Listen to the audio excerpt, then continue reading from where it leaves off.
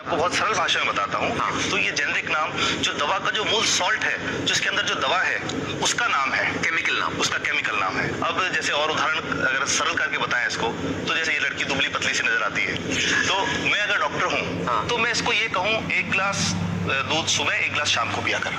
पर चिकित्सा के व्यवसाय में दुर्भाग्य से हमारे देश में ऐसा नहीं हो रहा। हम ये नहीं कहते कि आप भैंस का दूध लेके आइए, हम कहते हैं कि वो रामू की भैंस का दूध लेके आ रहा। यही ब्रांडिंग है। ये जब उसकी दुकान पे जाती है वो कहता है 500 रुपए लीटर है, लेना है कि नहीं लेना। तो जो 30 रुपए की चीज है वो 500 रुपए में मिलती है।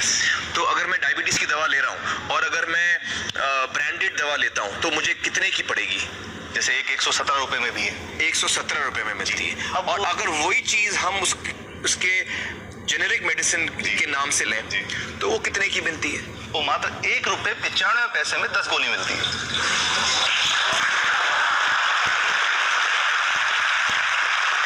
और दोनों गोलियों में कोई फर्क नहीं है किसी किस्म का? प्रतिशत समान, क्योंकि इसकी उत्पादन लागत इतनी है, उसका manufacturing, packaging, transport, retail margin, जो उसके मार्जिन जो हैं, जो हमारे ज्यादा उतने की, सब मिला करके उतने की ही पड़ती है। कुछ कैंसर के मैं आपको उदाहरण दूंगा, उसमें एक ही दवा जो ब्लड कैंसर के काम में आती है जी, बाजार में 1.25 लाख रुपए का एक पैकेट मिलता है। 1.25 लाख का एक पैकेट जो 1 महीने चलता है। और जेनरिक में वही दवा जेनरिक में अलग अलग कंपनीज जो बनाती हैं, एक 10,200 में बेचती है, एक 8,800 में बेचती है और एक 6,500 में बेचती है। मतलब ये आपका ये कहना है कि आपके ये प्रयास से इतने कम में राजस्थान में पब्लिक को, आवाम को ये दवाएं पहुंचा रहे हैं आप इस वक्त? जी, क्या बात है। मेरा ये सवाल है कि डॉक्टर्स जो हैं वो हमारे पर्ची पर जी जेनेरिक नाम क्यों नहीं लिख के देते? क्यों लिखते हैं वो ब्रांड? जाने नहीं देंगे बाहर फिर?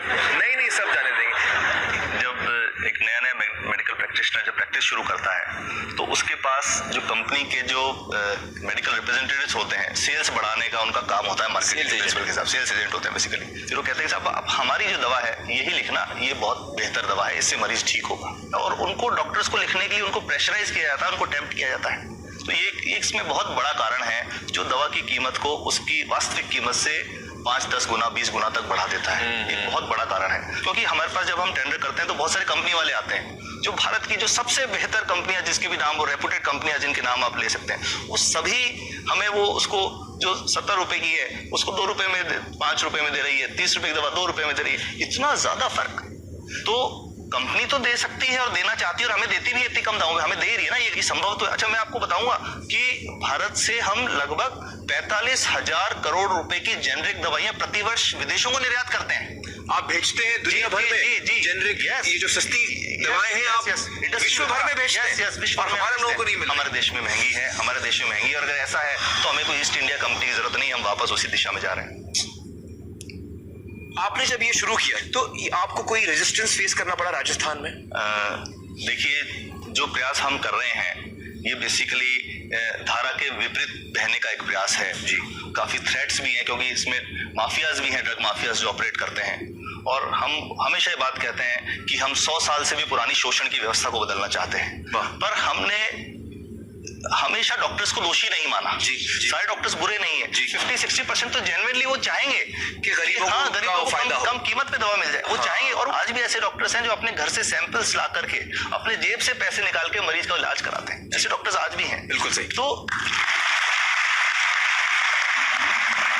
मैं एक उदाहरण भी बताता हूँ कि कैसे हमारे जो काम वाली थी उसका बच्चा था छोटा, इंसिडेंटली हमको इस समय छुट्टी मनाने कोई बाहर गए। जब हम लौट के आए 10-12 दिन बाद, तो वो लक्ष्मी के साथ उसका छोटा जो बेटा था राजू, वो भी उसके साथ आता था जब, और मेरे बच्चों के साथ खेलता था, मेरी बेटी के साथ खेलता था।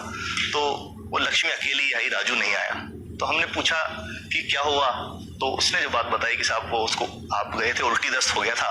उल्टी दस्त की बीमारी के लिए जब दवा लेने गई तो केमिस्ट ने उसको कहा कि इसके तो 400 रुपये लगेंगे। तो उसने कहा साहब मैंने खूब मांगा, मेरे पास 400 रुपये मुझे नहीं थे, और मेरा बच्चा रात को ही उसको दस्त आते रहे, वो खत्म हो गया।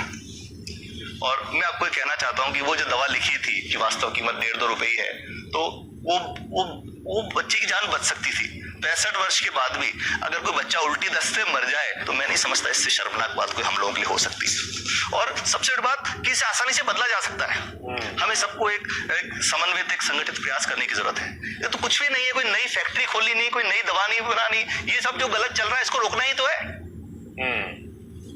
तो दोस्तों, डॉक्टर समित की बातों से हमें यह पता चला है कि दवाइयों का जो कॉस्ट होता है, जो उनको बनाने का खर्च होता है, वो बहुत ही कम होता है और हमें इन कम दामों में ये दवाइयां मिल सकती हैं अगर हमारी राज्य सरकार जेनेरिक मेडिसिन की दुकानें खोले, जैसे राजस्थान सरकार ने किया है और जिसके लिए हम उन्हें सलाम करते हैं। एक बात और, अगर आप एक एनजीओ हैं और आप जेनेरिक मेडिसिन की दुकान खोलना चाहते हैं तो department of chemicals and fertilizers आपको 50,000 रुपए की ग्रांट भी देता है। डॉक्टर समित, आपने बहुत ही बेहतरीन काम किया है और इस बहुत